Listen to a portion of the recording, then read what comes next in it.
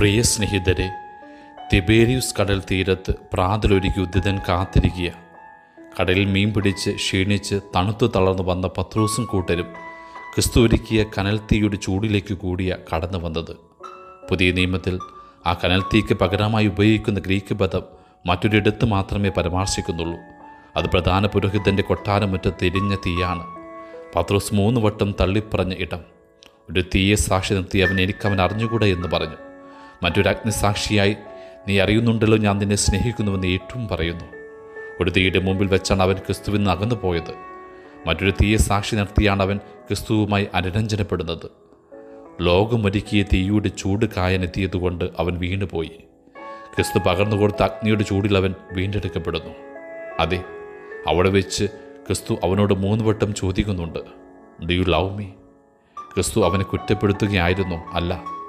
3 വട്ടം തള്ളിപ്പറഞ്ഞെന്ന് പകരം വീട്ടുകയായിരുന്നു? അല്ലേ അല്ല. കാരണം നീ എന്തുകൊണ്ട് എന്നെ തള്ളിപ്പറഞ്ഞുവെന്ന് ചോദിച്ചില്ല. നീ ചെയ്തതിനെക്കുറിച്ച് നീ മനസ്തപിക്കുന്നുവോ എന്ന് ചോദിച്ചില്ല.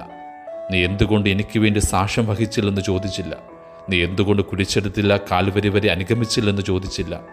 എന്നാൽ ആകെ ചോദിച്ചത്, നീ എന്നെ സ്നേഹിക്കുന്നുവോ എന്ന് മാത്രം. തള്ളിപ്പറഞ്ഞാലും അകന്നുപോയാലും അവഗണിച്ചാലും നിൻ്റെ ഉള്ളിൽ സ്നേഹം ബാക്കിയുണ്ടെങ്കിൽ അത് മാത്രം മതിയായിരുന്നവന്.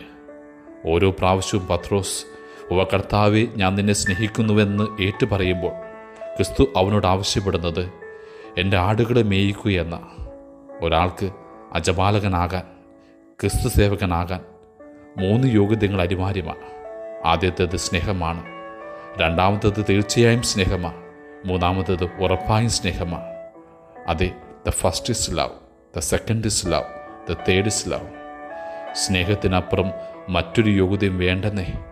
തിരുസഭയും ക്രിസ്തുവിനെയും സേവിക്കുവാൻ കഴിവോ അറിവോ സാമർഥ്യമോ വാക്വിലാസമോ പ്രസംഗവാസനയോ നേതൃത്വ പാഠവുമോ വേദശാസ്ത്ര പരിജ്ഞാനമോ കാനനിയമ പാണ്ഡിത്യമോ ഒരു യോഗ്യതയായി ക്രിസ്തു കരുതുന്നതേയില്ല. സ്നേഹം മാത്രം മതി.